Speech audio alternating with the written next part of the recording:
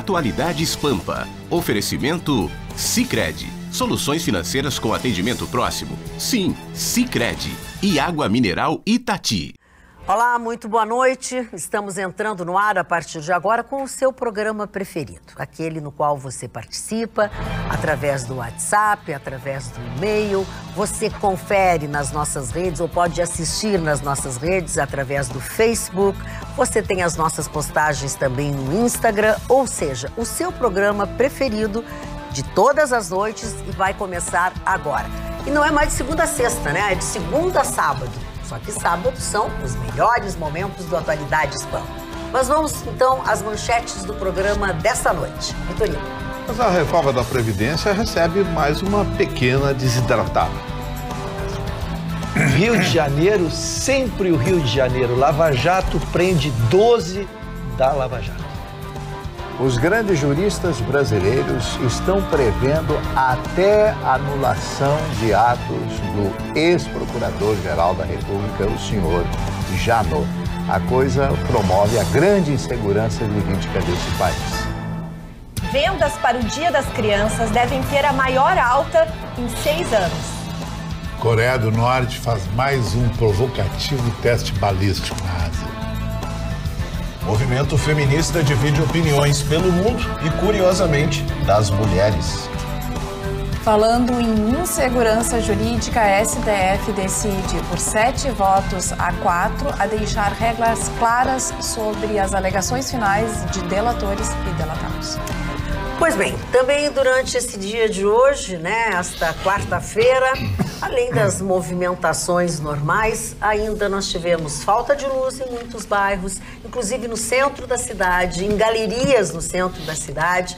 Nós ficamos bom tempo desta tarde sem energia, o que complica bastante, principalmente no centro da cidade. Eu estive lá, estive na Federação, depois fui até a galeria do Rosário, fechada, com grades, com tudo, sem energia elétrica, e aí você sabe, né, que aí o centro começa a ficar até um pouco mais perigoso. Mas também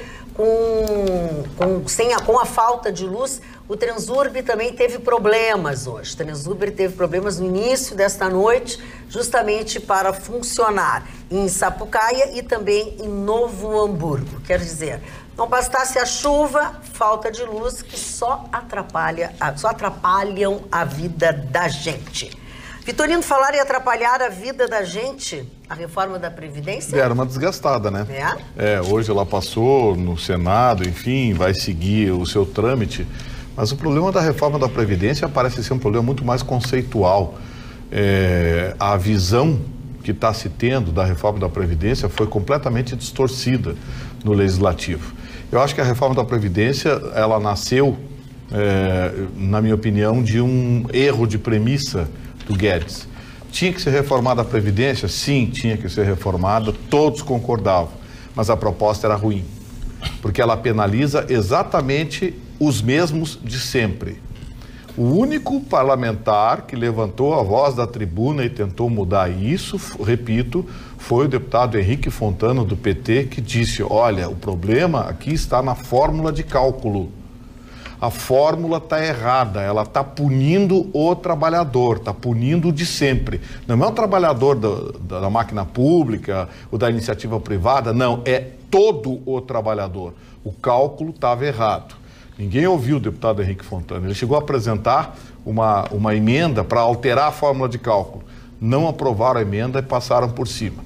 Agora, os partidos políticos e políticos oportunistas ficam tentando pegar caroninha. O PDT hoje apresentou uma proposta que quer reduzir de 62% para 60% a aposentadoria das mulheres, enfim, ninguém está preocupado com o trabalhador. Está todo mundo preocupado com guetos eleitorais.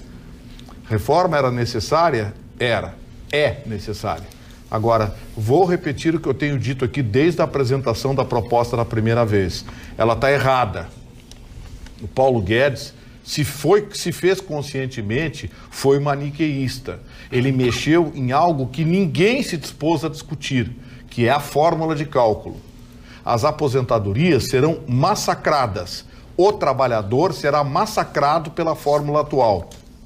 ressalvaram os guetos, as corporações, essas todas conseguiram escapar, alguém saiu com um arranhãozinho, mas essas escaparam, exatamente porque nós temos um parlamento comprometido com corporações.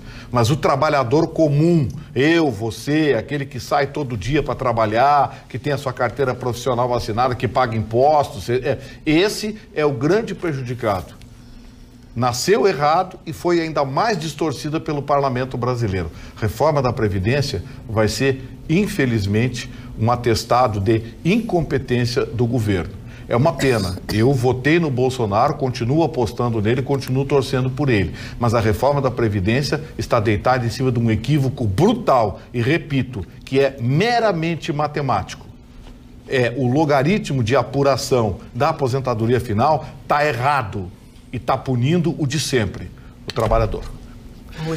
Dona Magda, eu não vou abordar a matéria do Vitorino, que é uma matéria técnica que eu desconheço, eu vou na consequência política das aprovações que nós tivemos, tá? Que é a colaboração que eu quero dar. Foi desidratado, como disse o Vitorino, tiraram 76 milhões e então hoje o valor está ao redor de 800 milhões. Isso deixou o ministro da Economia extremamente insatisfeito. Ele tinha marcado reunião com 3 partidos importantes. Eu anotei aqui o PP, o PSB e o MDB, e ele cancelou, alegou que tinha uma reunião lá e desmarcou, porque ele está revoltadíssimo com essa retirada, essa votação em separado que fizeram, que se tiraram 76 bilhões dali. A questão principal ainda que nós vemos, a novela não está encerrada, mesmo já tendo essa redução. Havia uma promessa do Senado de votar, porque precisa uma segunda votação ainda até o dia 10. E o que esses partidos estão fazendo, Ana Maga? Estão se organizando para tirar o último leitinho do governo. Eles estão agora, o famoso toma lá da cá que não abandona nunca, né? É usar agora, como o governo está no limite do prazo, porque ele quer começar as outras reformas, ele precisa encerrar esta, ele está no tudo ou nada. Agora a votação do segundo estaria pronto e poderiam começar os outros projetos. Então os partidos, eles querem uma reunião com o presidente, né? Para fazer agora aquele famoso toma lá da cá. Então, estava prometida a votação até o dia 10, mas fica essa incógnita política e como a gente conhece os políticos de Brasília, imagina que ainda tenha muita coisa pela frente. O pior de tudo é que o mais importante dessa reforma, que é a inclusão de estados e municípios, não está resolvido. Agora imagina, todo trabalhador da iniciativa privada, mais os trabalhadores do funcionalismo público federal vão estar sujeitos a uma legislação que recrudesceu bastante a aposentadoria. E os funcionários públicos dos estados e dos municípios vão continuar com essa festa. Hoje eu fiz um apanhado, e é fácil, é só entrar no Transparência lá, para a gente ver no orçamento do estado. Magda, são centenas de trabalhadores aposentados, que já são em número maior do que os da ativa aqui no Rio Grande do Sul, que ganham acima do teto constitucional, 32.800. Tem um sujeito que ganha 117 mil. E antes que diga, é do judiciário, não sei o que, não. É judiciário e legislativo. Do executivo não tem ninguém. O executivo é tudo muquirana, ganha 2, 3 pila.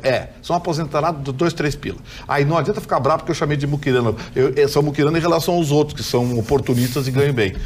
Aí hoje o governador perdeu a paciência e disse o seguinte: a culpa não é dos governadores anteriores. E ele tem razão. A culpa é também dos governadores anteriores. Mas é uma Assembleia Legislativa irresponsável que foi aprovando vantagens, acúmulos e benefícios e bobagens por causa da gritaria de meia dúzia de sindicalistas na galeria.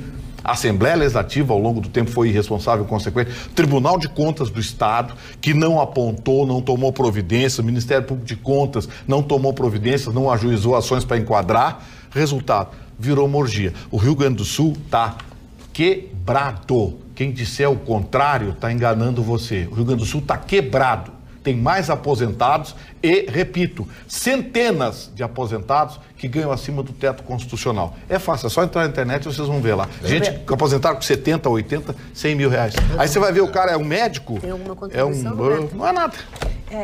No aspecto econômico, acho importante trazer que realmente a Bolsa de Valores no Brasil, ela fechou em queda de mais de 3%, é um bom tombo, e fechou em torno de 101 mil pontos. Antes a gente já estava, né, comemorando o êxito, mas também é importante levar em consideração que essa queda tem a ver com o cenário externo, aonde todas as bolsas de valores do mundo inteiro também repercutiram uma percepção clara de que nós estamos entrando numa recessão global e, sobretudo, um olhar sobre os Estados Unidos e o Reino Unido. O Reino Unido, em razão de que o primeiro-ministro, o Boris Johnson, até quarta-feira, pretende apresentar uma saída para o Reino Unido da União Europeia. Teve um fato novo, viu, Roberta, que o Chicão vai abordar depois. Esse míssil norte-coreano hoje, que ameaça os países ali do Mar da China, andou mexendo no mercado. Bolsa de Hong Kong tomou um tranco. Exato, mas eu queria dar outra, ainda aproveitando a contribuição, Roberta, desculpe, estamos te interrompendo, mas é que essa queda brusca foi, logo que deu a votação, imediatamente ele teve essa queda, né? Ele iniciou até com uma certa alta, né? O dólar também teve uma repercussão e depois baixou e fechou hoje em R$4,13, o que é importante para os consumidores. O dólar atinge muito o mercado interno, mas voltando ao mercado externo, chamou muito a atenção dois dados. Nos Estados Unidos, hoje eles apresentaram que a sua atividade industrial registrou a maior retração em uma década. E também os empregos gerados no mês de setembro ficou em 135 mil novos empregos. Isso foi bem aquém do que o mercado se esperava. Então, a gente já sabe, já tem tratado aqui, que no próximo ano nós vamos ter uma recessão global sobre diversos aspectos. E por isso que a gente percebe essa jogada entre países que de uma hora ou outra criam, de certa forma, fatos relevantes como uma ameaça de um míssil, uma ameaça de guerra, porque tudo isso acaba possibilitando mudanças nesse cenário. O Marconi deve ter alguma... Para o cenário interno, a gente acompanhando os dados trazidos hoje, as notícias que a gente tem abordado na última semana, inevitavelmente eu me lembro daquele fatídico post do Carlos Bolsonaro. É inegável que, sim, os resultados que a gente espera, se a gente seguir esse todo o processo democrático, entendendo todos os procedimentos que têm que ser seguidos, eles nunca serão conseguidos. Ou serão conseguidos, talvez meus bisnetos vejam alguma coisa. Claro, não quero reacender aquela polêmica do que ele quis dizer no fim das contas, mas interpretando dessa forma, me permitindo interpretar dessa forma, sim, ele tem razão, é uma análise crua e fria de que, seguindo como as coisas são, dentro do processo democrático, dentro das votações, da ação do Congresso, da ação do Supremo, nós não vamos conseguir, não vamos conseguir. O cenário que se desenha e que se avizinha para o Brasil é isso, é uma constante da nossa cultura, é viver assim, é viver sendo saqueado por uma classe política que está pouco se lixando, é preocupado na manutenção do poder para a próxima eleição e para o seu projeto que traz os seus e nós aqui trabalhando, gerando energia para a casa das máquinas. Aqui vamos saber a opinião dos nossos telespectadores a respeito da reforma da Previdência. No facebook.com/atualidadespampa, nosso canal no Facebook. A Maria de Lourdes diz: Vitorino, como sempre, o trabalhador é que leva a pior. E já no WhatsApp, 999-777-001. Boa noite, até que enfim disse algo que preste, Vitorino, sobre a reforma da Previdência. E pergunta ainda o que a Roberta pensa a respeito da reforma da Previdência que foi aprovada. Ela falou agora. Quem é a pessoa que me deu esse bico aí? Só tenho... não deu o nome. O seu coisinha, ou dona Coisinha? Para aí o seu coisinha. Quer saber o final do telefone? Eu tô dizendo a mesma coisa há meses aqui. 2502. O seu 2502, ou dona 2502, eu estou dizendo a mesma coisa aqui há muito tempo. Ou a senhora não está assistindo o programa, ou a senhora está de implicância comigo. Sobre o abono salarial que o Vitorino falou, esse abono salarial é para aqueles que ganham até 2 salários mínimos, em torno de R$2.000. Então, eles queriam reduzir para quem ganha até um salário mínimo. Na hora da votação, os inteligentes saíram do plenário, houve a votação, não tinha suficiente, os deputados a favor do governo, então vence a outra parte e continuou sobre os 2 salários mínimos, esse abono salarial de 1 salário mínimo. Foi isso que aconteceu, uma incompetência dos aliados do governo que nós temos por aí. Mas, voltando àquilo que o nosso Rafael Marconi falou com muita propriedade instantes atrás, no que diz respeito aos governos. As pessoas estão cansadas. estão cansadas do processo democrático, como muito bem o Chicão Tofani muitas vezes aqui falou. Governos como das Filipinas, da Turquia, da Indonésia, são governos fortes, que execram a democracia. Eu sou um democrata, eu sou de centro, Mitte, como o partido da Angela Merkel na Alemanha. O mesmo partido, não sou de direita nem de esquerda, eu sou de centro, mas eu penso dessa forma. A burocracia da democracia é tão grande que jamais se chega a um acordo, porque sempre alguém vai discordar. Ah, mas todo mundo tem direito ao contraditório. Mas pera um pouquinho, se não existir uma liderança, o mundo está procurando uma liderança, um líder. Quem é o grande líder? O grande líder tem que determinar.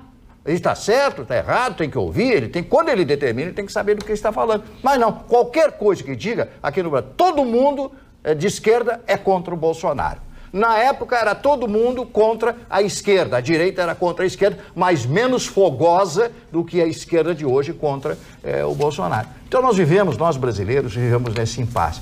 E me custa muito dizer isso, porque eu vivi toda a revolução, todo o processo de revolução, eu estava, vi a queda em 1964 do presidente João Goulart, tive a oportunidade de conhecer o presidente João Goulart uma vez, fui amigo pessoal de Leonel Brizola, ouvi muitas vezes o Brizola falando a respeito disso, a respeito de todo aquele processo, não que o Brizola não tivesse cometido erros, porque ele cometeu erros, todos nós cometemos erros, mas o que o mundo está precisando é de um chefe, de um comando. Nós precisamos de um comando e não existe comando. Cada um faz o que quer. E vou repetir aquilo que eu tenho dito aqui dezenas de vezes. Onde todo mundo manda, ninguém obedece, senhor Marconi. Eu quero dizer aos senhores que também continuam se comunicando conosco, mandando e-mails, mandando WhatsApp, enfim, que também a Ana Aguiar está sendo solicitada. O que houve com a Ana? Por que ela não está? Ela foi para o futebol? Não.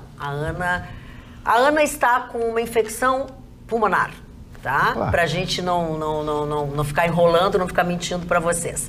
E nada grave, enfim, mas todo dia ela tem dor, então ela passou mal hoje de manhã, foi no hospital e está em casa se medicando e tentando melhorar. Mas eu puxei esse assunto também para dizer aos senhores que nós queremos agradecer muito essa participação incrível que nós temos aqui todas as noites dos nossos telespectadores. É bom que saibam que vocês nos brindam com sua audiência e principalmente com as suas participações através dos nossos canais de interatividade do Atualidades Pampa.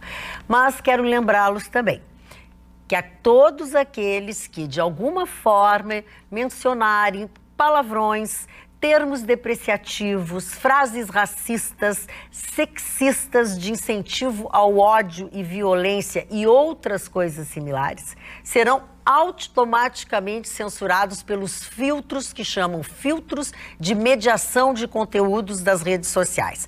Por isso, gostamos da sua participação, convido a continuarem participando, que participem sempre, mas que tenham respeito entre vocês. Quando vocês começam a estabelecer uma discussão no nosso Facebook, né, que também são um grosseiro com o outro, tem palavras de baixo calão, e também com relação a estes apresentadores que aqui estão. Então, participe sempre, com respeito às opiniões que são diferentes das suas ou das nossas, mas tente permanecer em contato conosco. Chicão. Dona Magda, eu vou falar sobre democracia. Democracia é o regime que menos deu certo no planeta. O mundo tem mais de 220 países e não tem mais do que 20% que são democratas. E a democracia só dá certo em países pequenos, de alto nível cultural, com países nórdicos, europeus, ou principiados, Israel, onde é uma elite intelectual muito grande. O único país acima de 100 milhões de habitantes no planeta que existe democracia é os Estados Unidos, porque o Brasil não é democracia. O Brasil é um curral de interesse de corrupção. E no futuro, os filósofos, os sociólogos acreditam que no futuro não vai existir mais democracia, vai ser regime de força, porque não tem jeito. É como o Mário falou, não tem como tu concatenar o interesse de 250 milhões de pessoas, que é alicerciada em senados, senadores e deputados corruptos, daí é isso que dá no Brasil. Tem que ser uma coisa de cima para baixo. A Ásia zerou a democracia, países árabes, a África nem democracia mais existe. Existe uma pseudo-democracia na África do Sul que também não deu certo. Então isso que o Mário falou é uma realidade. A democracia é um sistema decadente, de fazer política. Se você quer uma coisa parecida com democracia, então apela para o parlamentarismo, que seria melhor. Porque o presidencialismo, da forma que a democracia colocou para nós, fracassou. Dona Magda, posso versar sobre o assunto? Pode versar sobre isso. Eu fico estupefado ouvindo as manifestações de pessoas a quem quero muito bem, essa pregação aí ao golpe, ao fim da democracia, né, no país que nós vivemos, a sua plenitude. Eu só quero lembrar aos que defendem esse sistema, porque hoje, quando tu tens uma injustiça no primeiro grau, tu recorre para o segundo, quando tu perde o segundo grau, tu pode recorrer para um Supremo, tu pode discordar das sessões do Supremo, mas tu tem a turma e depois tu tem o plenário. Quando tu tem uma pessoa mandando, só vai ser bom se a pessoa que mandar foi teu amigo, tu gosta do que ele faz, tá bom. Sim. Porque se tu não gosta, senhores, tu vai reclamar para o bispo. Se ele olhar para a tua família e dizer que a tua família está incomodando, ou se a tua família não pode fazer, ou a tua família tem que morar não sei aonde, ele faz e tu vais reclamar para o bispo. Eu não posso conceber como é que isso seja melhor do que a vontade da maioria, porque democracia é a vontade da maioria. Concordo. Sempre quem tiver um número maior prevalece, e aqueles que perderam vão construir, vão se capacitar para tentar convencer os demais e serem eles a maioria. Isso é a democracia. Não posso ser pelo absolutismo. Mas quando uma democracia é ímpar... Não, pois não, eu só queria concluir o meu raciocínio era esse, só para te contraditar, te devolvo a palavra. Fala, Chicão. Não, é que a democracia brasileira não é democracia, é uma democracia ímpar. No Japão não tem democracia, porque se um deputado é corrupto, ele tem que se matar ou largar a política. Aqui não, o cara é corrupto e sai da cadeia, sai mais rico ainda. Isso claro, é democracia. Não. Marconi. É que nós estamos misturando... Aí nós temos que estudar o que é democracia. Nós estamos misturando o aspecto político com o aspecto judicial. Eu acho que o que nós temos que consolidar a democracia, mas ela é alicerçada em cima de uma máquina judiciária confiável, bem estruturada, azeitada e atuante, o que não acontece no Brasil. É exatamente isso que eu ia dizer, que nós precisamos não largar a democracia de mão, e sim aprimorar a democracia que temos. Praticá-la, exatamente. Mas é que tem uma coisa, o Rui Barbosa tinha razão quando ele disse, a única ditadura que você não consegue mudar é a ditadura do judiciário. E hoje nós vivemos uma ditadura do judiciário. Porque o sistema brasileiro hoje é uma ditadura do judiciário. Os tribunais superiores estão fazendo o diabo. Hoje eu ouvi a manifestação dos ministros lá em Brasília. Bom, depois você vai abordar isso, né? Mas foi assustador. Porque é o seguinte, o Rocha está coberto de razão e é claro que a gente, óbvio que defende e estamos falando em tese, né, Marco? Estamos sempre falando em tese. A gente defende a democracia até que ela apresente para nós o suficiente para ser, no mínimo, questionada, né? E, por exemplo, essa semana nós tivemos o caso de uma senhora que perdeu seu familiar depois de 11 anos esperando uma decisão judicial. Na mesma semana em que a gente vê Luiz Inácio tendo um pedido de manhã sendo julgado de tarde. Sabe? Então, a gente não precisa que 100 mil casos sejam postos em prática para que a gente nos permita questionar. Se uma pessoa perdeu um ente querido esperando 11 anos por um julgamento para conseguir leito, é sinal de que alguma coisa está errada. E esse é um exemplo.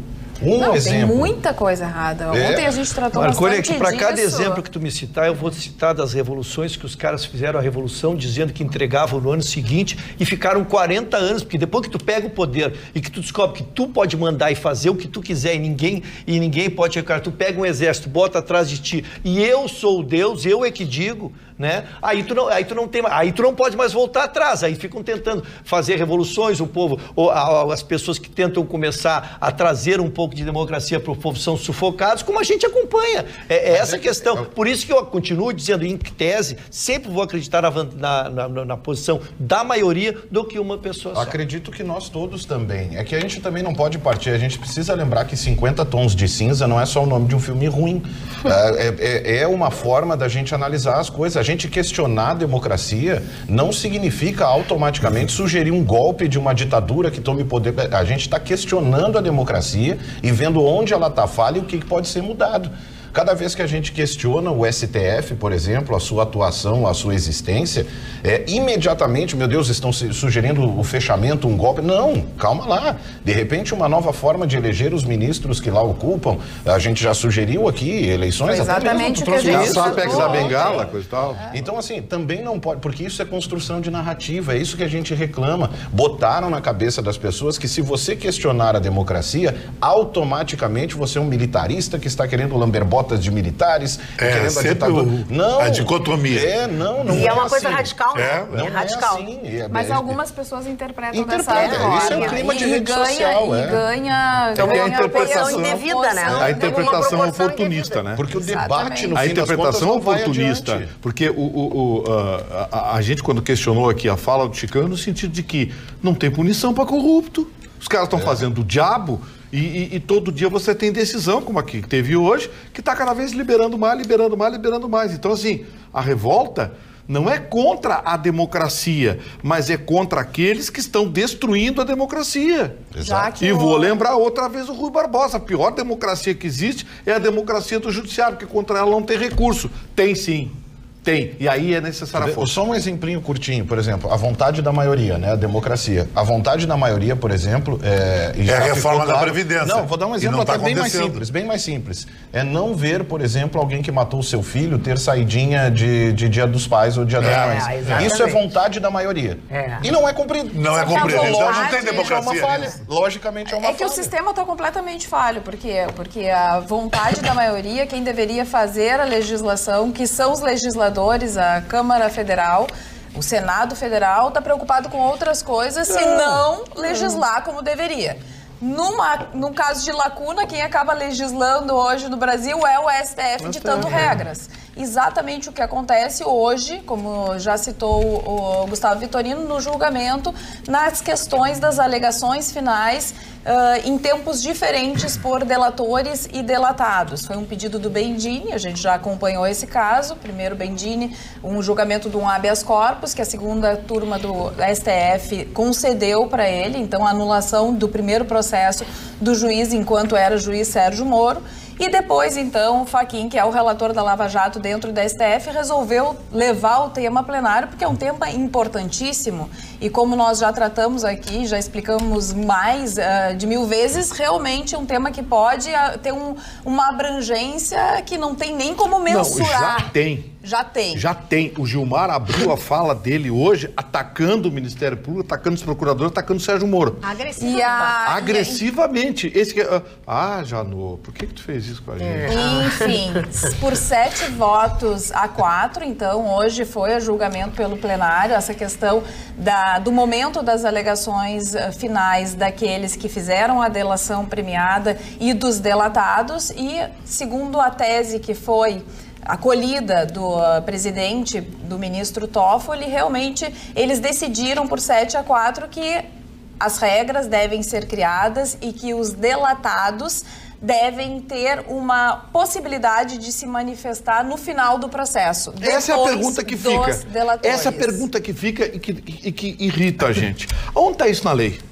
Não está na lei, deixa eu só continuar aqui a explanação, não está no Código de Processo Penal. O que eles alegam é que em cima do princípio da ampla defesa e do contraditório, então os réus, os delatados, devem se manifestar depois. Fica para essa quinta-feira a decisão da repercussão, em todos os casos ou não individual, se realmente isso vai se aplicar a todos. Só mais uma distinção, foi julgado um habeas corpus de um ex-gerente da Petrobras e por 7 votos a 4 foi aceita a tese e por 6 votos a 5, porque mudou a Carmen Lúcia, aceitou a tese, mas não concedeu o habeas corpus, porque no caso concreto ela entendeu que o ex-gerente não sofreu nenhum prejuízo na sua defesa. Então ela decidiu pela tese do ministro Toffoli, mas decidiu diferente num caso concreto do habeas corpus que foi julgado hoje. Quero só lembrar uma coisa, que o ministro Toffoli, que hoje é presidente, eu não vou contar o passado dele, que todo mundo já sabe, foi ele que criou o princípio da plausibilidade, que é o princípio que soltou o Zé Dirceu. Ele soltou como relator. E ele foi o quê do Zé Dirceu? O Zé Dirceu foi empregado do Zé Dirceu, era empregado, chefe de gabinete do Zé Dirceu, foi o ministro Toffoli que fez isso. Então, assim, o seu Toffoli agora resolveu virar pensador do direito, doutrinador, criar teses, criar princípios. Nesse ponto, o doutor Lênin Streck tem uma tese bem interessante. Ele diz o seguinte: o sujeito, quando não tem o que dizer, ele cria um princípio para justificar a sua vontade. É o que o Toffoli está fazendo. O pior é que ele levou os ministros que estão empenhados em acabar com a Lava Jato, porque vamos deixar bem claro, vamos dizer aqui, o STF quer acabar com a Lava Jato. Eles estão desesperados para soltar a turminha.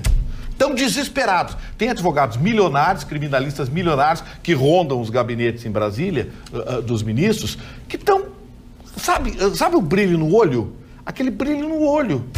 Porque vão soltar todo mundo, é uma questão de tempo. Aguardem, amanhã, na regulamentação dessa lei, eles vão dizer o seguinte: pois é, vão estabelecer algumas regras, algumas limitações. Mas sabe o que vai acontecer? Aqueles que não forem beneficiados vão entrar baseados no princípio da isonomia e vão querer ser soltos. E aí vem o STF e julga de novo que o princípio da isonomia se aplica.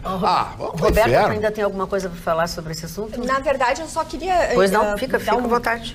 Colocar então, demorou um pouco para chegar aí. Não tem problema, é isso que é o debate, é fundamental. De tudo que nós já tratamos aqui na bancada a respeito da democracia, eu acho importante só trazer um fator que nós não podemos deixar de considerar, que é o seguinte: a democracia proporciona que a maioria escolham líderes, que vão ser os seus representantes. E nós estamos vendo há muitos anos, não é questão de uma década, há várias décadas, os nossos líderes romper com o trato que combinam conosco, eleitor.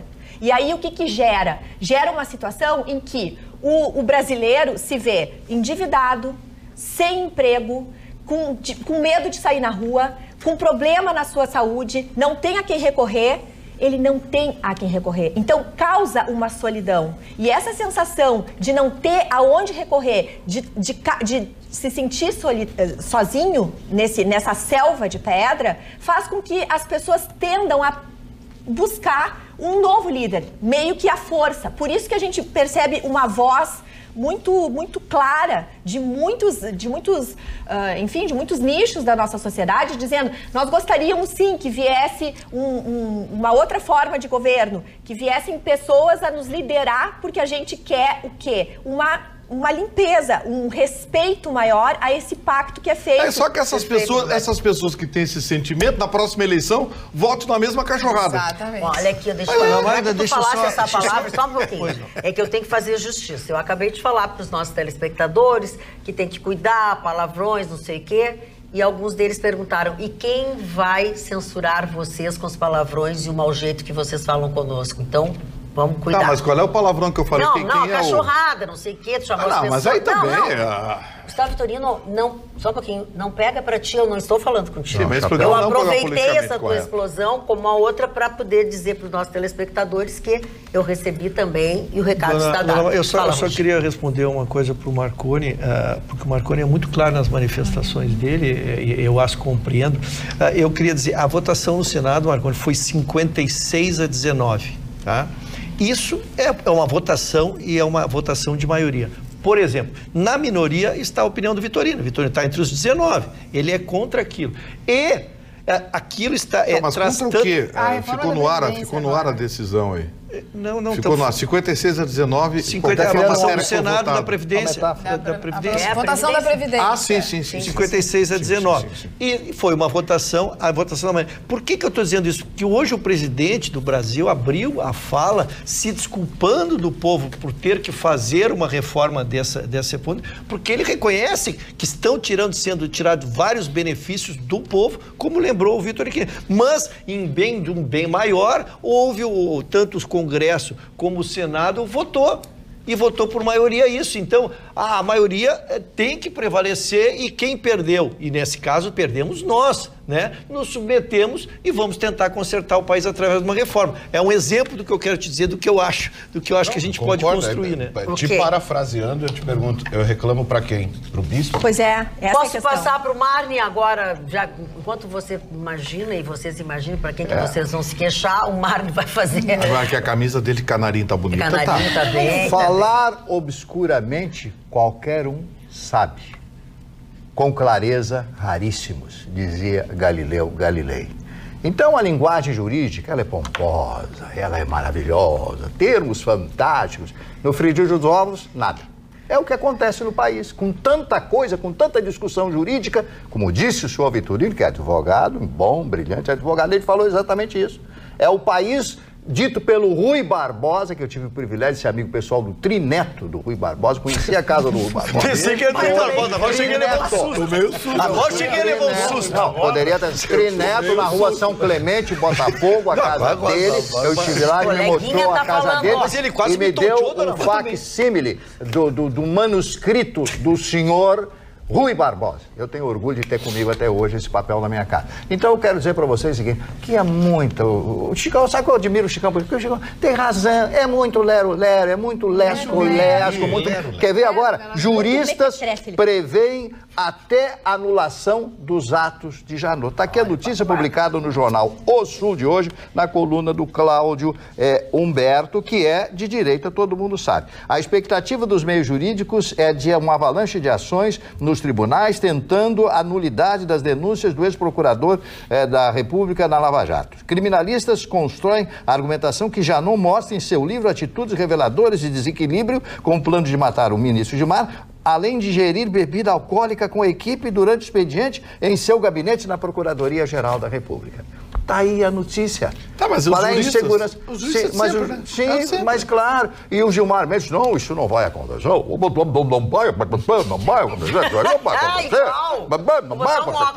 vai acontecer. Doutor Vitorino, Então, meu amigo, o povo está cansado disso. E quando eu disse aqui, há minutos atrás, que o povo está querendo uma liderança, alguém firme, justamente é para poder passar. Eu não quero. A democracia é uma coisa maravilhosa. É uma coisa maravilhosa, onde o povo elege o melhor. Mas será que o povo está elegendo os melhores? Eu acho que tem que separar democracia individual e democracia política. Tu imagina a Alemanha amanhã ter uma reforma da Previdência que é decidir o destino do país e o mimimi dos políticos não resolve. Vem um notável lá, o presidente dá um canetaço. Que eu acho que existe um artigo, que eu não sou um especialista nisso, que as pessoas me falam que se chama 142, que o presidente pode usar isso aí. Que é a possibilidade do presidente. Que eu acho que deveria usar. Eu votei nele para ele usar isso aí. E não para ele ficar lá. Mas é isso, o povo está pedindo. Vamos repetir ou vamos informar aqueles que até hoje não se ligaram. O que é o artigo 142? Dá poderes ao presidente para fechar o Congresso e também fechar o STF. Ok. Mas nem todas as pessoas sabem. Em casos excepcionais. Quando eu fiz aquele comentário de governos fortes, foi calcado exatamente nisso. Mas não, eu sou democrata. Não, que brilhante.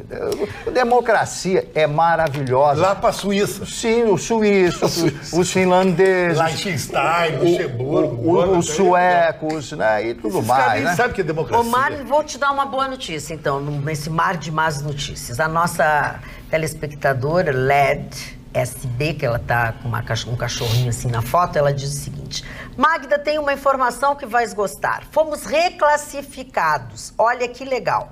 Não somos mais da terceira idade nem idosos. A OMS, que é a Organização Mundial da Saúde, reclassificou o conceito de jovem e idoso.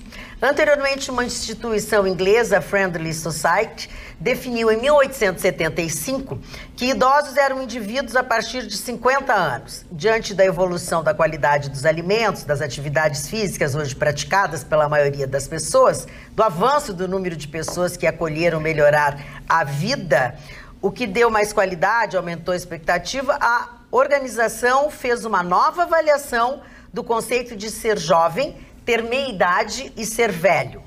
1. Menor de idade, menor de 17 anos. Jovens de 18 a 65 anos. 3. Meia-idade de 66 a 79 anos. A quarta possibilidade, idosos de 80 a 99 anos. E o item 5 é que idosos de longa vida são aqueles maiores de 100 anos. Ou seja, fomos reclassificados. Beijos. Ou seja, eu voltei a ser jovem. Tu voltou a ser jovem. E o Chicão também. E a Carla é quase criança. Ah, que bom. Adorei. O Vitorino agora vai ter que tirar olha o que ele está dizendo do carro. Olha o que ele está dizendo aqui no ar. Não. Olha, tu não vai repetir. Eu fiz de conta que Mas eu sou jovem. Não, mas tu é jovem, mas tu tem responsabilidade. Eu sou irresponsável. Calma, dá um duvidudão. Eu sou jovem e irresponsável há muito tempo. Mas essa classificação aí nem entrou na minha história. Desde que tu nasceste. A cara do Russo. Tô quietinho, dona Marta. Eu tô que nem pico. Se eu sou acusado por mim. Eu nem falo, dona. Depois de toda essa confusão da Lava Jato no Rio de Janeiro? Dona Magda. Eu não queria falar disso. Mas a corrupção ela não pode ser pior em lugar nenhum. Ela é endêmica, ela é sistêmica, seja lá o que for. Mas ela nos choca mais, ela é mais nojenta quando aqueles que deveriam zelar pela honestidade cometem a coisa. Porque, lógico, ninguém tem direito de roubar, ninguém tem direito de ser corrupto, não é privilégio de ninguém.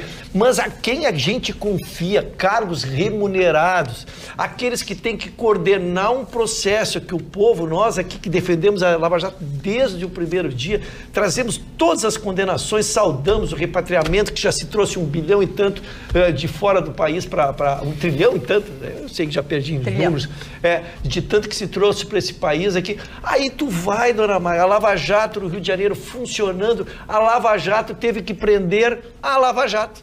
Opa! 12 pessoas. Cortaram na carne. Chicão. A Lava Jato prende a Lava Jato. A Lava Jato teve que fazer uma operação prendendo integrantes da Lava Jato. É legítima cortar na carne, né? Mas a gente contando, mas que bom, o supervisão de programação da Receita, supervisor de programação da Receita. Olha a informação privilegiada que ele tinha. Montava a operação, nós vamos lá, o Chicão está fazendo, é o Chicão que nós vamos lá, ele deve 20 milhões, está fazendo e acontecendo.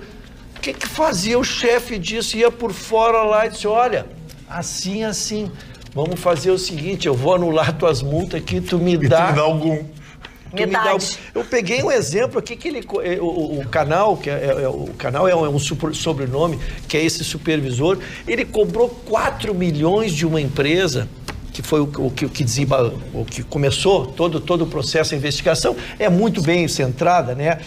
Tem aqui 14 mandados de prisão, 39 de busca e apreensão, tem escutas, a prova documental está toda feita. Insisto, nada contra a Lava Jato, porque foi feito pela própria Lava Jato. Sim. Cortou na carne. O primeiro caso que eles pegaram o cara que conferia tudo da Lava Jato era quem que mandava, ele era supervisor e ele que mandava botar fazer. A raposa para cuidar do galinheiro. Olha, essa é uma das coisas assim que choca a gente, né? Porque isso tenta, como a gente diz assim, é o desserviço. Por isso que eu estou frisando bem, quem está prendendo é a própria Lava Jato, porque não se deixe esses 12 que estão presos desmoralizarem a Lava Jato. Pelo contrário, a Lava Jato mostrou que estava acima disso. E que está funcionando. E que está funcionando e que pegou essa turma então. Então estão tudo preso, dona Maria. O sistema era exatamente isso, era pegar a informação e dessa informação, ao invés de executar a cobrança, viu? Vai lá e cobra uma propina e apaga tudo. Eu entendi bem. O que tu me disseste, Cantofani? Que mês da namorada mandou uma florzinha pra mim. Isso é bonito. Moral, porque isso é bonito. Só mulheres bonitas. Florzinha, uma assim, margarida bem me quer, uma me quer. Aí como é que deu o final? Não sei, tá no WhatsApp. Mas não dá pra... mandou pelo WhatsApp. Mas hoje em dia só manda flor pro WhatsApp, né? Mas eu tô com moral, olha só as mulheres bonitas, né? Isso é só coisa do nada a ver, só quem manda flor... Mas eu sou um cara da geração Y. Nada a ver, não.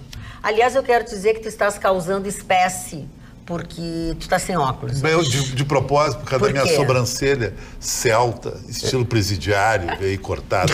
Aí tu acha bonito, estilo presidiário, tu acha bonito. Na noite, isso aí é a coisa que a mulher mais gosta, se chama homem de atitude, o cara da pegada. O senhor já calculou quantas mulheres o senhor teve na sua vida, senhor? Mais de 1.000. Perdi pro Dudu. Dudu tá com 1.284. Dudu com 1.284. Ele contabiliza, Fica louco Dudu. quando tu fala nisso. Marconi, já que nós estamos falando de mulheres... O Marconi está sob o mando do matrimônio. Completamente por um outro ângulo, mas vamos lá. De novo a polêmica do movimento feminista causando mais demissões de mulheres. Né? O Chicão entende muito mais de Fórmula 1 do que eu ouso aqui falar, mas ele deve lembrar do GP da Austrália no ano passado, em que o movimento feminista conseguiu a demissão de quase 3 mil mulheres que faziam parte eram as Grid Girls, né? Com aquela histeria das mulheres estão sendo objetificadas, né? A frase máxima do meu corpo. Como é que é o termo? Objetificadas. Eu gostei muito. Ninguém tá me objetificando. Tu quer ser tudo mulher objeto, né? Ninguém te objetificou. Ninguém te objetificou, dona Magda. Ninguém nunca me identificou nada. Porque, segundo ela, segundo o movimento feminista, os homens a tratam como objetos, né? Ao tê-las Mas Chicão já foi tratado. No ambiente da largada. Atenção, deixa o coleguinha falar. Difícil de falar. Desculpe, Marconi. Coleguinha, Já me desculpei com o Marconi. Vamos, Marconi. Não, então o que acontece, né? Aquela frase, né? Aquele slogan do meu corpo, minhas regras, teu corpo, minhas regras também, né? Elas desempregadas, incomodadas com o emprego das meninas, criaram todo um barulho, né? E o presidente da FIA nem pensou duas vezes, por mim tudo bem, estão demitidas, trouxe então uma série de rapazes que são motoristas de kart, motoristas não, né? Pilotos de kart, e que assumiram a profissão e lá estavam então 3 mil mulheres ao todo, né, que perderam o emprego. Que trabalharam no Grande Prêmio da Austrália. Que trabalharam, que não foram nem questionadas pelo movimento, né, vem cá, tu quer tá aí, né, não é um objetivo teu, né, você não trabalhou seu corpo, a sua imagem para estar aí por sua vontade própria, não é a mulher que decide. E foram voluntárias, nem estavam recebendo dinheiro. E aí aconteceu de novo com o UFC. Agora, né, no próximo sábado, nós temos lá na Austrália, de novo, né, a edição 243 do UFC, e seguindo a histeria, né, a prefeita de Melbourne, a senhora Sally Capp, se manifestou pedindo ao Dana White, que é o presidente da instituição UFC, de que ele eliminasse a presença das meninas, as Ring Girls. Aquelas que apareciam na abertura. Aquelas que dão aquela desfiladinha ali, legal no UFC. Mas já meu repúdio, desde já. Repúdio. Pois é. Aí o que aconteceu? Vocês não deixam o coleguinha fazer o seu comentário. Vocês estão fazendo chacota da história. Vamos respeitar. Mas o Marconi tem razão. Normalmente quem tá protegendo contra esse troço é canhão. É canhão, que ninguém quer objeto. Parou. Vamos lá. Isso já aconteceu no boxe também, né? Já foi um número gigantesco de meninas que trabalhavam como Ring Girls por opção. Ninguém botou uma arma na cabeça de cada uma delas e disse, vem aqui se exibir para mim. Não, foram mulheres que lutaram por aquilo, trabalharam seu corpo, foram atrás, né, dessa profissão, porque até onde eu sei é uma profissão como qualquer outra, digna, e graças ao movimento histérico e desempregado, estão agora também procurando emprego, né? E o movimento, né, não ajuda, nunca, né, oferece uma alternativa. Eu quero dizer para vocês que eu acabei de fundar um clube das não objetificadas. Estou aceitando inscrições. Não, mano, a inscrição vai ser legal. Uns anos atrás, eu não posso citar o nome dela agora porque ela é casada com o cara da sociedade. Ele cita toda semana.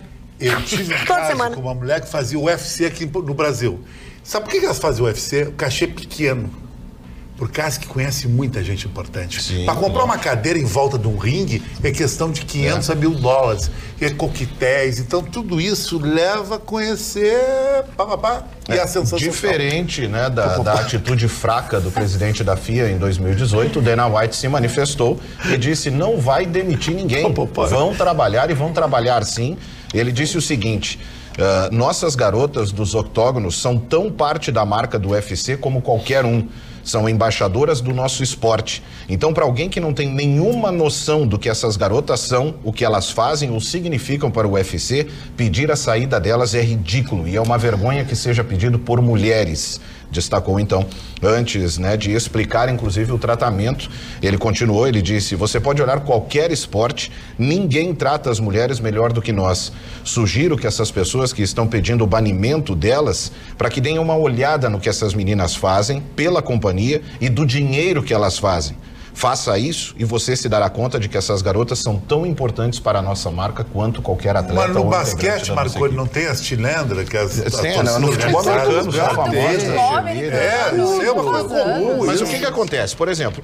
Isso é falta do que fazer. Quem achava que na Austrália não tinha babaquice, tá aí uma. Tá aí os babacas. Vocês falam dos mimimi do Brasil, tem babaquice na Austrália. Pedi pra produção botar a foto da prefeita de Montpurgo, eu quero ver a cara dela. Parou.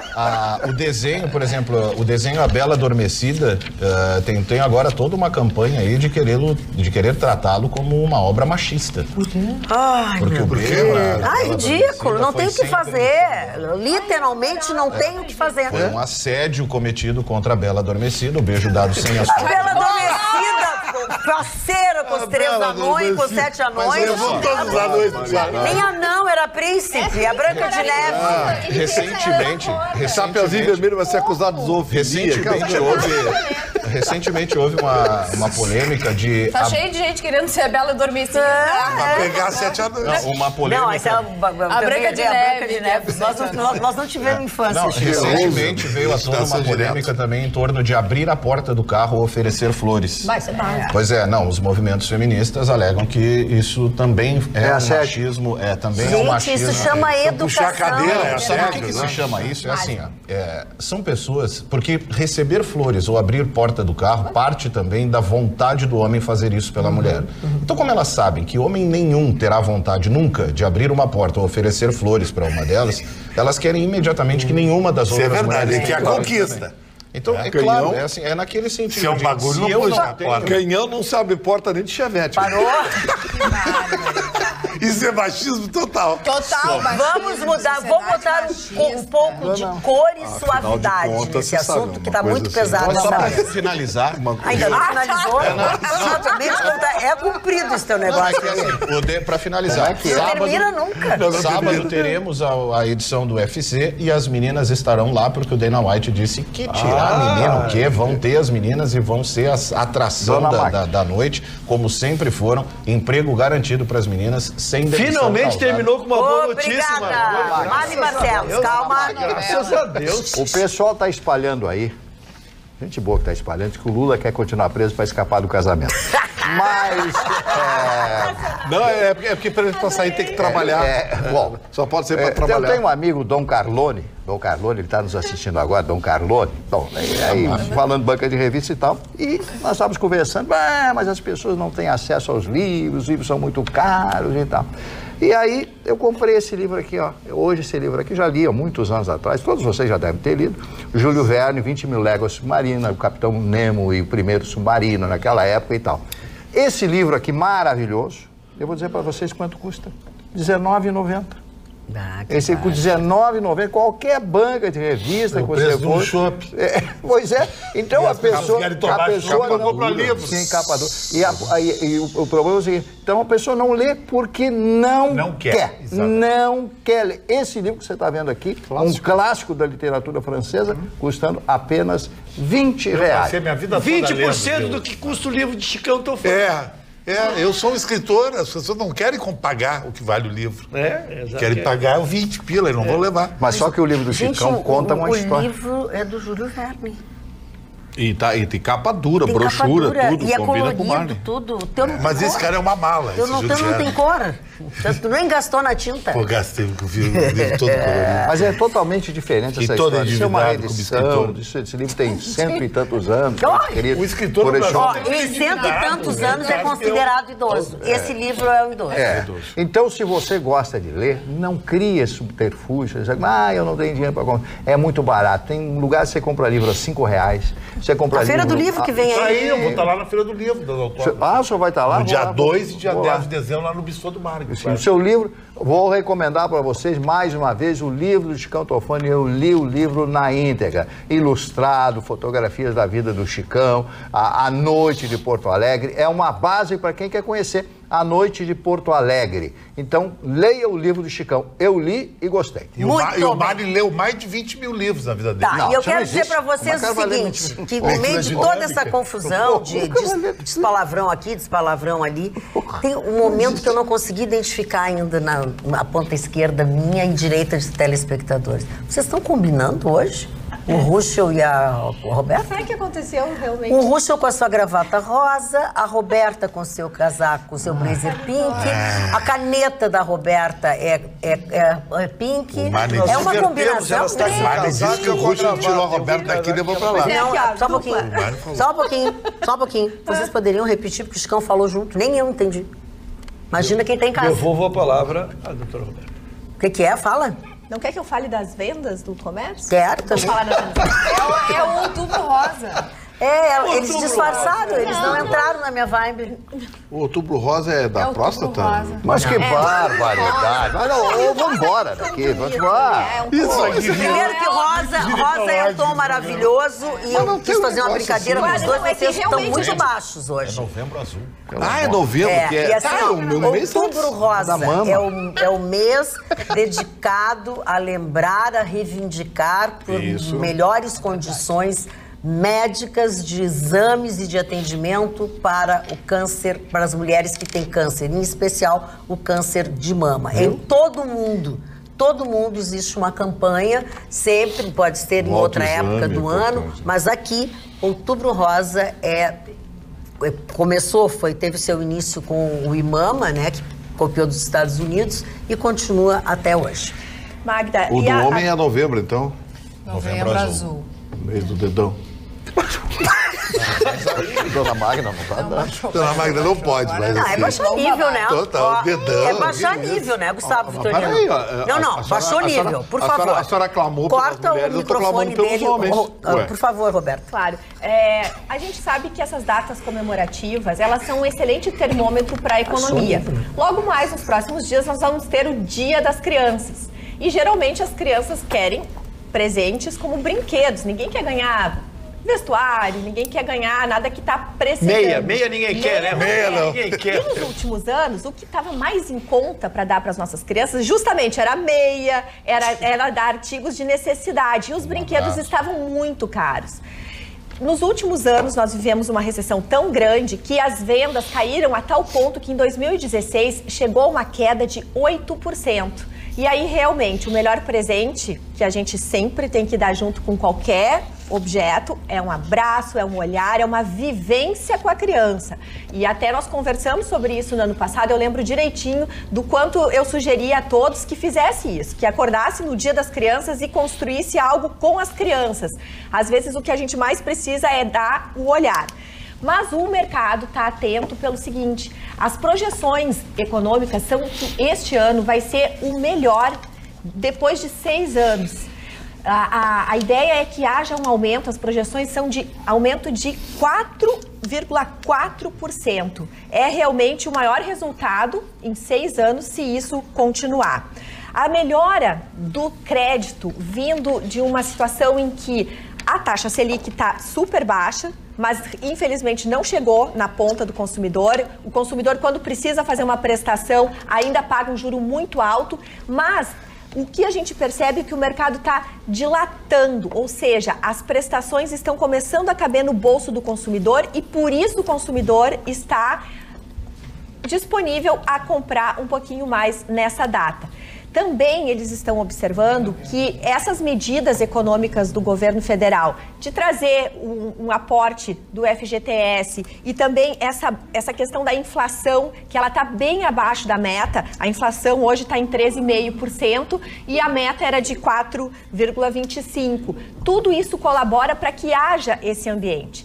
O principal é que a gente percebe devagarinho condições de trazer aqui a informação de que a economia está começando a girar, que as coisas estão começando devagarinho a funcionar.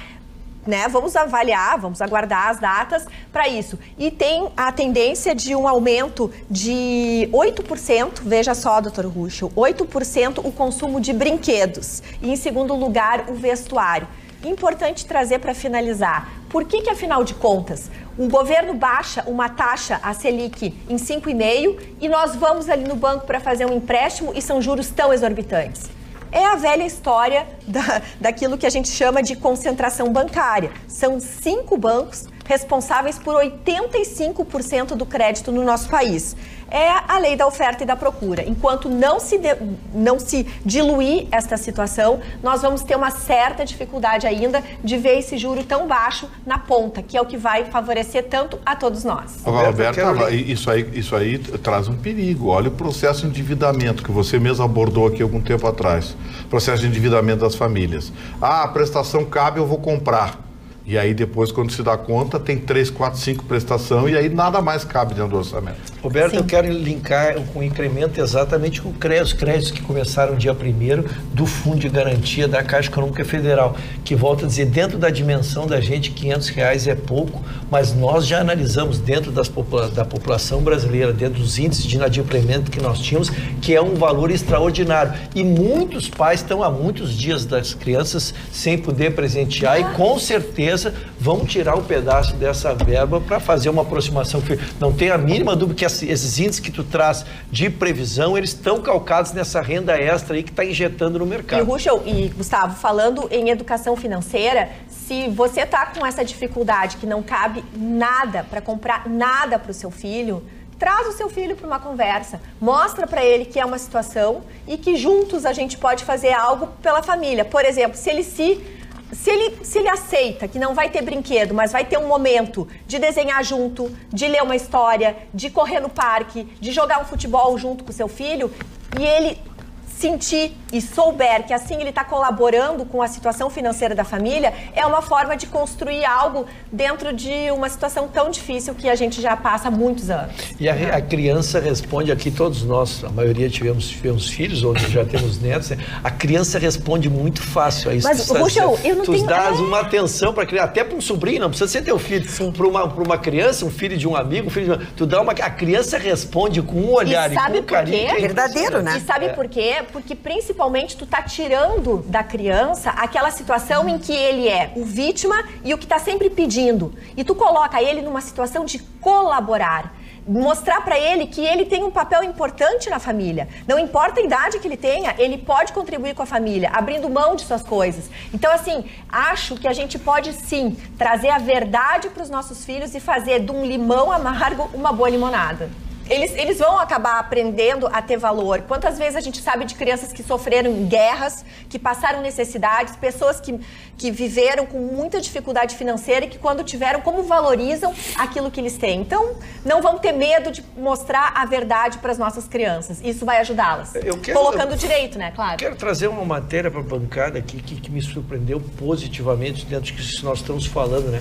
Finalmente começou a concorrência entre os bancos entre tentar baixar os juros dos empréstimos imobiliários, que é um escândalo. São financiamentos de 25, 30 anos, onde um 0, alguma coisa dá no valor final um valor extraordinário. E agora chegou ao povo, começaram a entender que tu podes tirar, eu tenho meu apartamento financiado pelo banco A, eu posso pegar a minha escritura e ir lá no banco B e dizer assim, aqui, ó, tô pagando X% ao ano, quanto vocês compram o meu crédito? Né? Então, esta concorrência está fazendo com que baixo. E hoje, pagar o seu imóvel é a maior dificuldade da família brasileira. Hoje, eu queria te fazer uma pergunta para ti, que tu conhece esse ramo. Por que os grandes bancos mundiais não estão no mercado brasileiro com uma forma bem agressiva, tipo HSBC, Banco de Tóquio, Banco do Japão, Banco da China? É que, na verdade, foi ao contrário. Tem reserva de mercado? Os grandes bancos é que fizeram um sistema agressivo e foram comprando todos os pequenos.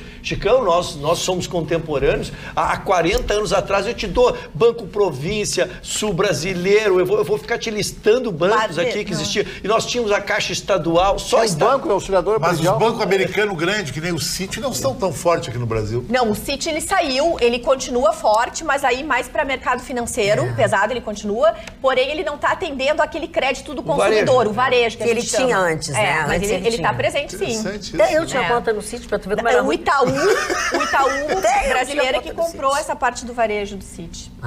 Viu? Então tá aí. O HSBC é o maior do mundo e não é tão forte no Brasil. Mas olha, eu acho que hoje em dia a grande sacada não é ter banco, porque o banco em si, atualmente, eles estão com muito custo para manter o banco. O negócio é ter uma fintech. É tu oferecer dinheiro baixo, através de um aplicativo, as pessoas conseguem construir aí o seu dinheirinho, eu acho um grande negócio. Varia aí muito. A Sara Olha lá. Prestem bem atenção, se informem bem como é isso, nós não estamos indicando. Esse negócio virtual, isso aí... Eu não gosto disso. O Vitorino não gosta, mas eu... Não, esse negócio virtual eu tenho um pé atrás. Nossa, eu acho incrível. tenho dois. Tá dando Mário vai investir em Bitcoin agora. Eu tenho problema com todos os bancos. Eu não tenho dinheiro para Mas ele é guardar. o maior do mundo, ele deveria comprar Eles não me querem. Eu tenho Só para não te problema deixar com todos sem os informação, bancos. o HSBC foi do Brasil, aqui foi comprado. Mas no mundo Já foi ele é o maior, comprado. doutor. E a questão do que a Roberta trouxe, que eu digo, é uma questão que está palpitando, eu acho que nós vamos trazer um dia numa abertura de programa e discutir um pouquinho mais, porque realmente, para que quem vai investir nisso tenha garantia, se cerque, conheça, faça algumas coisas, porque é bem diferente desse mercado oficial, que é garantido pelo governo federal. Mal ou bem, mesmo os bancos privados, eles até um valor é garantido ainda pelo governo federal. Agora, só para finalizar, eu queria dizer uma coisa assim, ó. Eu tenho conversado com muitas pessoas do mercado financeiro, buscado especialistas e todos, até os mais pessimistas, que se chamam realistas, entendem que para 2020 a nossa economia melhora. Então, ó, vamos acreditar. Falando em melhor, olha aqui, ó, no 999-777-001, é o número do nosso WhatsApp. Boa noite, bancada linda, maravilhosa. Essa bancada está divertida hoje, eu amo. É a Iris de Sapiranga, já no facebook.com/atualidadespampa. A Regina disse que o bom humor aqui da bancada faz toda a diferença. Que bom, que bom. E no youtube.com/tvpampa, o Clairton dizendo, Gustavo é o melhor. A Fátima, o Brasil não tem mais jeito, nossos políticos são egoístas e pensam em trocar as coisas para eles mesmos.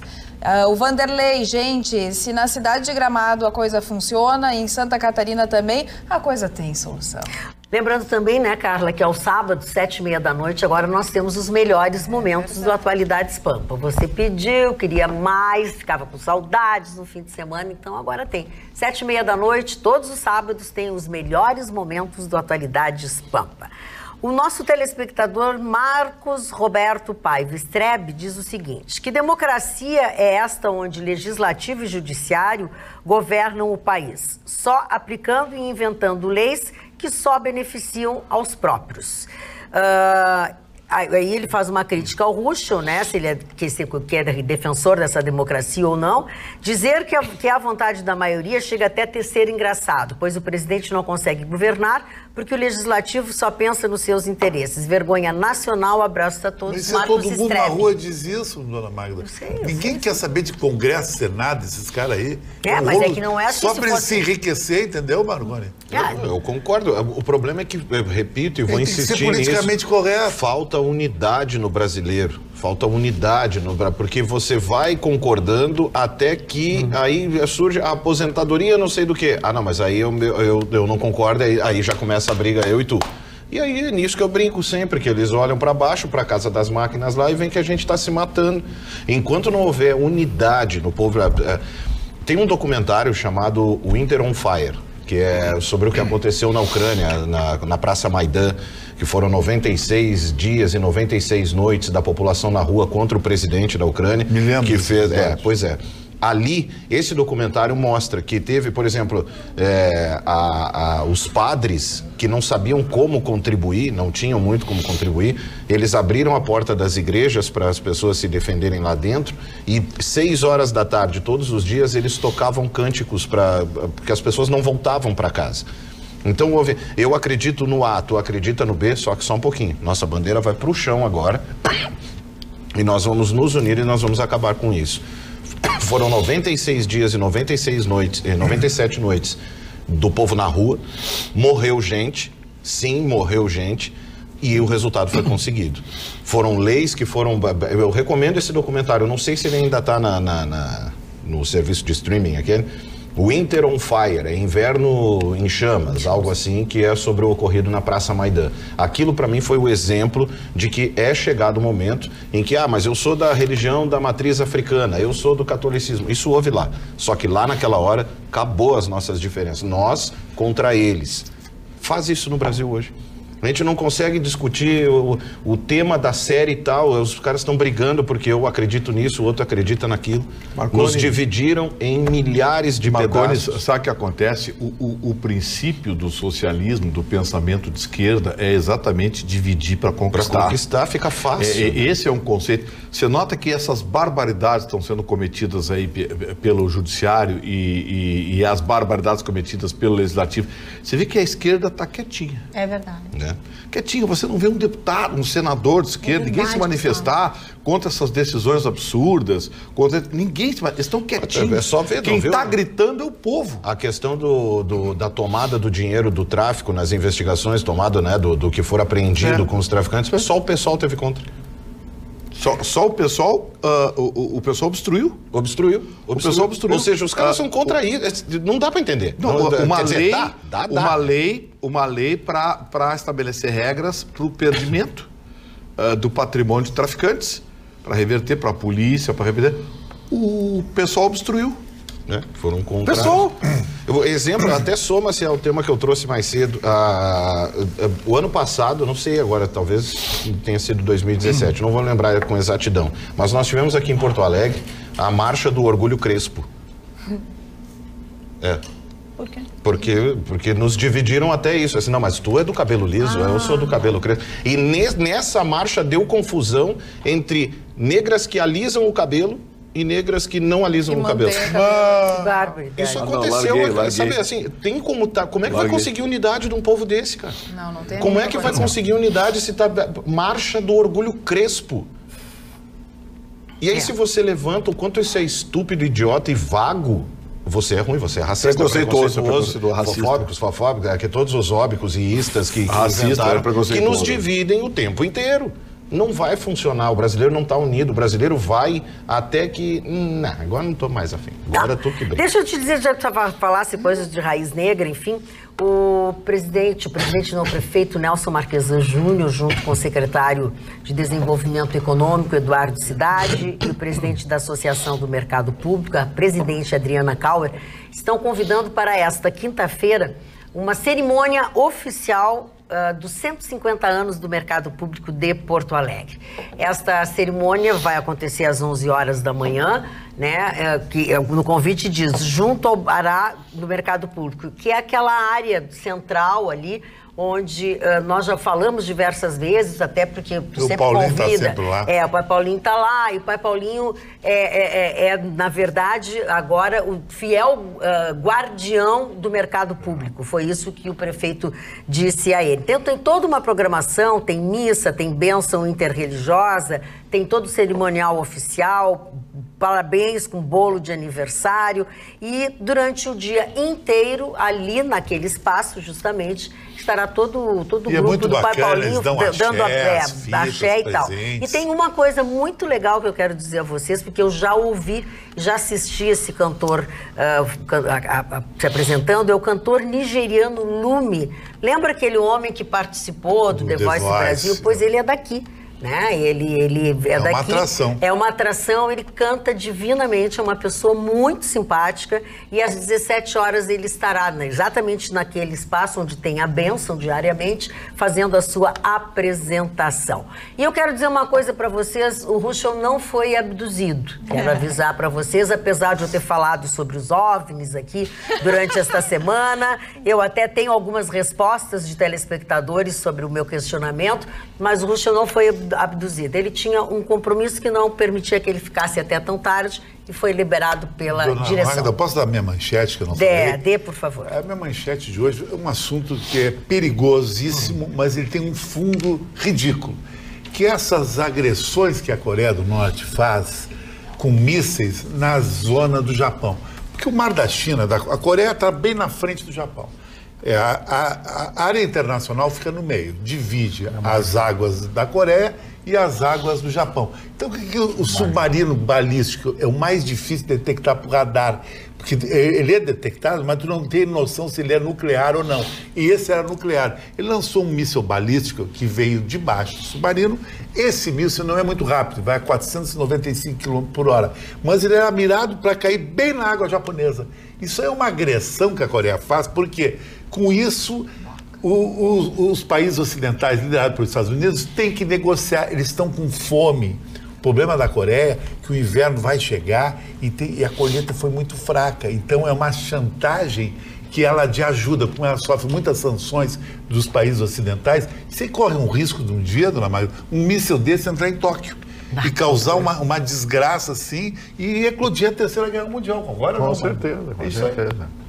Eu não duvido nada daquele baixinho lá, aquele baixinho retardado.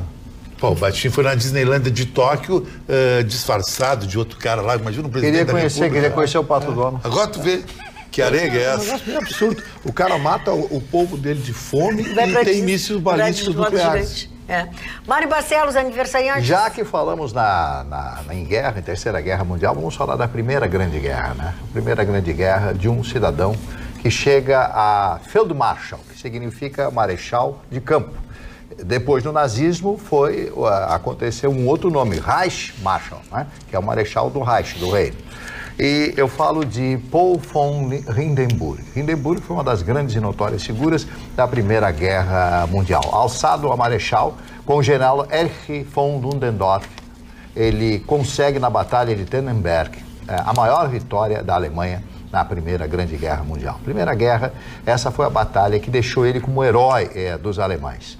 Com o passar do tempo, há o desgaste do exército e a entrada a partir de 1917, 17 e 18, quando termina a guerra, em novembro de 18, dos Estados Unidos, que balança, né, totalmente a favor dos aliados, a França especialmente, e com a entrada do presidente Woodrow Wilson, que foi o presidente que promove a entrada dos Estados Unidos, a Alemanha é obrigada a recuar. Quando a Alemanha recua e faz um armistício por solicitação dos russos, quando em 1917 a Revolução Russa toma forma e derruba, através dos bolcheviques e mencheviques, derruba o governo do czar Nicolau II, a Alemanha se alça em condições de enfrentar os aliados, lê do engano. Na Batalha do Marne, que é o meu nome, Batalha do Marne, é o rio Marne, que é um afluente do rio Sena. É uma batalha. É verdade. É o que eu diga. E aí, o que acontece? A Alemanha perde essa grande batalha. Então, ele, apesar de tudo isso, solicita-se o armistício, e o armistício é dado a partir de março de 1919. O recurso volta à Alemanha, perde as províncias, Alsácia e Lorena, que eram duas províncias, e perde as colônias africanas, que haviam sido compradas pela Alemanha, e a Alemanha tem o seu território um pouco diminuído. Mas ele se torna um grande líder, um homem pela sua postura. Ele era Juncker, pertencia à nobreza e era um militar. O Hindenburg. Bom, o que acontece? Ele se elege presidente da Alemanha, já uma Alemanha diferenciada, uma Alemanha pseudo-republicana. E os movimentos começam com o nazismo se alçando como um grande partido. Mas ele passa a história, não por tudo isso que eu falei, mas sim por ter chamado Adolf Hitler a assumir a chancelaria do Reich, do Reino Alemão, no dia 30 de janeiro de 1933. Depois se cria, ele já com 85, 84, 85 anos de idade, já velho, doente, é obrigado por um chanceler, o ex-chanceler von Papen, induzido a assinar, e ele assume Hitler no dia 30 de janeiro de 1933. 15 dias depois, já tocam fogo no Reichstag, que era o parlamento, e assim vocês conhecem o horror que foi a Segunda Guerra Mundial. O filme O Ovo da Serpente. É verdade, O Ovo da Serpente, é verdade. Ingmar Bergman, o grande, extraordinário sueco. Conta essa história no cinema. E é verdade. Bom, depois do Hindenburg, vamos falar do Nilo Peçanha. Nilo Peçanha foi governador, foi um homem importante, presidente do estado do Rio de Janeiro. Dono daquela rua ali que te passa. Isso, Nilo, é verdade, Nilo, em homenagem a ele. Por isso que tem o município de Nilópolis.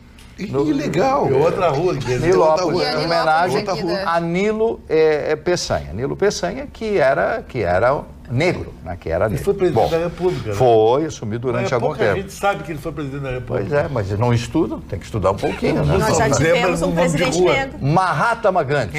Já estaria de aniversário hoje essa figura extraordinária, esse homem maravilhoso, com formação no direito na Inglaterra. Ele se formou na Inglaterra no direito, vai viver na África do Sul, volta para o seu país, a Índia, e através das suas pregações de paz, ele é preso diversas vezes pelos ingleses e se torna o grande herói.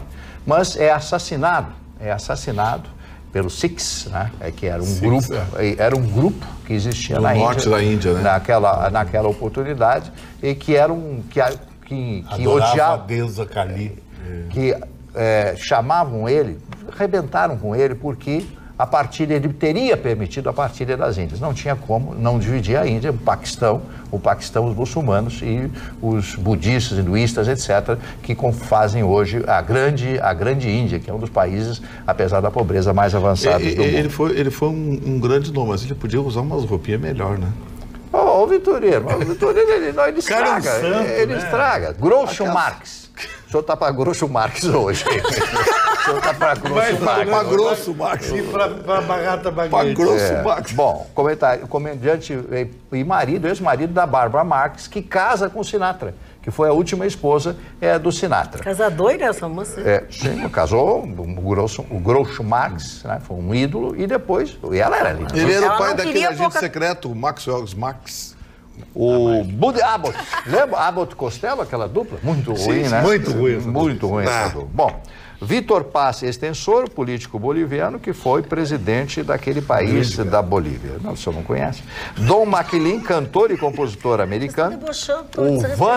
O Vando. Depois o que eles fizeram com o senhor Rafael Marconi. Isso, me defenda, professor. Eu conheci ele uma vez no dado Marli, atirava a calcinha para todo mundo. É mesmo, né? Eu, se fosse tu, não continuava. Eu acho que é muita falta de respeito. Mas eu só queria falar do doutor Augusto Cury, médico e escritor brasileiro, né? Aí o seu Chicão ficar falando mal. O senhor, como escritor, não pode falar mal do outro escritor. Ele escreve autoajuda, sim. Qual é o problema da autoajuda? Mas é que a autoajuda ajuda o bolso dele. Mas não há, mas lê as palavras, acredita. E o teu livro, tu tem ele pra quê? Não, é só pra cobrir os custos. Ah, tá. Então não é pra juntar dinheiro, então. Tá bom. O livro do Chicão vocês não precisam comprar porque é benemerente. Isso é muito caro, tô devendo, tô quebrado. O escritor é quebrado hoje no Brasil. Então, só o cara de autoajuda. Vitorino, o irlandês Sting, completando hoje 68 anos. É jovem, agora ele é jovem. Ele é grande, você considera ele um grande? É um bom músico, grande músico, baixista do Police. Não, acho que não é mais, até compositor 66. De grande parte das músicas. Não é o que eu disse. E cantor também, era a voz do Police. Hoje segue carreira solo, é uma carreira de sucesso. E a linda Cléo Pires, né? Cléo Pires, a linda de aniversário hoje, completando 37 anos hoje, a Cléo Pires. Linda, bonita. Essa moça foi massacrada porque ganhou uns quilinhos, né? Pois, e aí xingaram ela. Pô, gente, que absurdo isso. Não, e ela tá assumindo esses quilinhos a mais como se ela tivesse magérrima. Ela continua postando as fotos dela, sim, ela continua mostrando o corpo dela exatamente como está. E continua bonita. É que, na verdade, a polêmica foi um pouquinho mais fundo, porque ela começou a se tornar uma propagadora do que hoje tem chamado Fat Pride, que é o orgulho do gordo, né? E que, na verdade, é um desserviço pela questão da saúde. É o Vitorino Fat. Então, é aquela coisa de você defender pela estética. Não é mais velho agora. É uma coisa, né? Só que é uma questão de saúde. É uma questão de saúde pública. Você tem que ter, principalmente, alguém que é uma influenciadora como ela, né? A Cléo Pires, eu sou fã da Cléo Pires porque ela disse o seguinte: eu sou filha do Fábio Júnior, né? Tudo bem. Mas eu critiquei muito meu pai, mas não sei se eu não faria as mesmas coisas que ele fez. Então eu achei maravilhoso esse comentário. Mas ela custou da conta ela dava paulada. Obrigada com o pai metade da vida. E agora, Chicão Tofani, Roberto Firmino, de aniversário hoje, completando 28 anos. É o centroavante favorito do Tite na seleção brasileira. Nordestino joga no Liverpool. Eu acho que ele, mais ou menos. Ele é alagoano, né? Esse menino Marconi, vou repetir para ti aqui o que disse a OMS a respeito das idades. Jovens de 18 a 65 anos, meia idade, de 66 anos a 79 anos. O Sting não é mais jovem. Não, mas ela é meia idade. Meia idade, sim. Jovem não sei. Antigamente ele era velho. Eu acho que o jovem, tu define ele quando ele se levanta da cama de manhã. Ele dá um pulo na frente da cama. Quando tu vai ficando mais velho, tu vai te agarrando na cama do lado. Só tu, né? Não, mas eu não. Eu sou normal. É pra justificar a adolescência até os 40 que a gente vê agora. É exatamente, pra não sair de casa. Pra não sair tão feio na geração canguru. Não, mas é que tu falaste. Quando levanta, ele tira primeiro uma perna, pega uma perna, passa para outro lado, depois outra perna. Bom, deixa eu falar uma coisa que interessa a todos os nossos telespectadores e aos cidadãos dessa cidade. A Justiça decretou a prisão daquele bancário que foi condenado por atropelar ciclistas em Porto Alegre, na Lima e Silva, lembra? Ele já tinha sido julgado, já tinha sido condenado a 12 anos e 9 meses de prisão. Lembra que ele tinha um grupo de ciclistas ali na E ele alegou que os caras provocaram ele. Exatamente. E agora teve a prisão decretada pela Justiça, após a decisão do STJ, no último dia 26 de setembro, que permitiu a execução provisória da pena. Então, ele, nas próximas 24 horas, 48 horas, deve estar preso. Mas ele jura que não fez nada. Mas ele foi condenado pelo tribunal por 11 tentativas de homicídio. Nossa. Foram 11 ciclistas, né? E 5 lesões corporais com possibilidade de recorrer em liberdade. Isso em dezembro, mas agora vai para cadeia. Falando em prisão, o vereador Carus pediu licença por tempo indeterminado da Câmara de Vereadores e a presidente da Câmara esteve depondo hoje, né, conversando, falando na polícia, e entregou algumas imagens na qual mostra alguns suspeitos, algumas pessoas colocando bilhete embaixo da porta de alguns gabinetes. E aí parece que são fotos do vereador, e-mails trocados, enfim, e o delegado já disse que também vai investigar essas pessoas.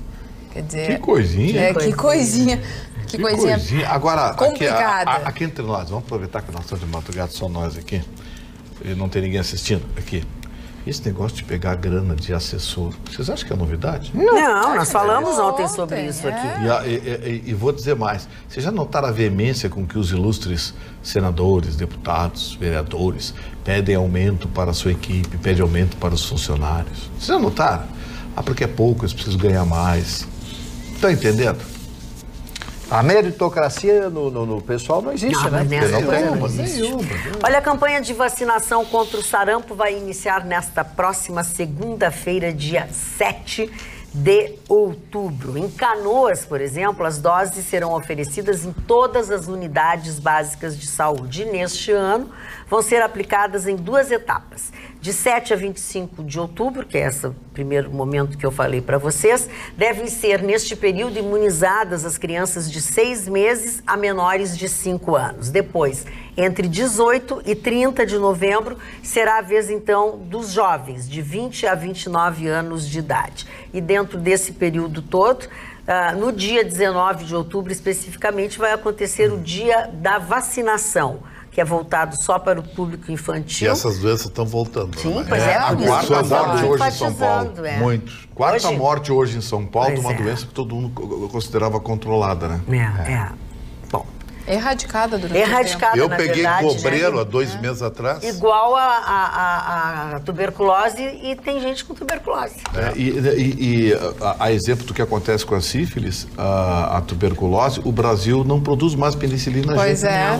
Suficiente agora. Tá tendo que movimentar os laboratórios de novo para produzirem penicilina G, que é um medicamento antigo, ultrapassado, coisa e tal, mas ainda é o mais eficiente contra esses micróbios. A própria paralisia infantil está voltando a... Eu tive tuberculose quando me separei da minha primeira namorada, que foi Miss Brasil. Eu não comia, fiquei 3 meses em depressão.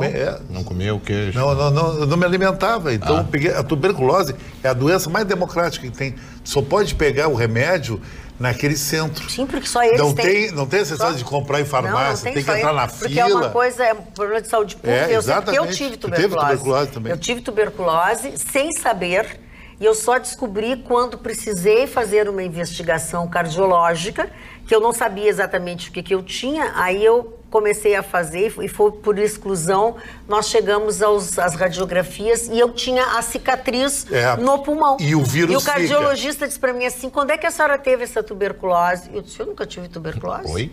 Eu disse, sim, a senhora teve, tá aqui. Aí eu lembrei que uma época que eu achava que eu era a bolachinha mais recheada do pacote, eu estava magra, seca, perdi cabelo, perdi os cabelos, eu achava que eu era bonita. E eu tinha tuberculose. Detonam, cara. E o vírus fica, sabia? Entra numa baixa imunidade, ele volta. Eu sei.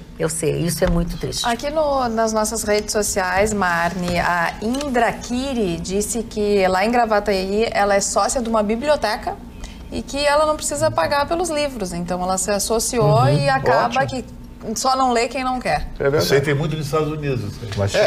E na verdade, para concluir, é a dica dos livros digitais que podem suprir essa... Mas as pessoas gostam de manusear. Para concluir, chegamos ao final do nosso programa. Voltamos amanhã, logo depois do Jornal da Pampa. Tenham todos uma boa noite. Até lá.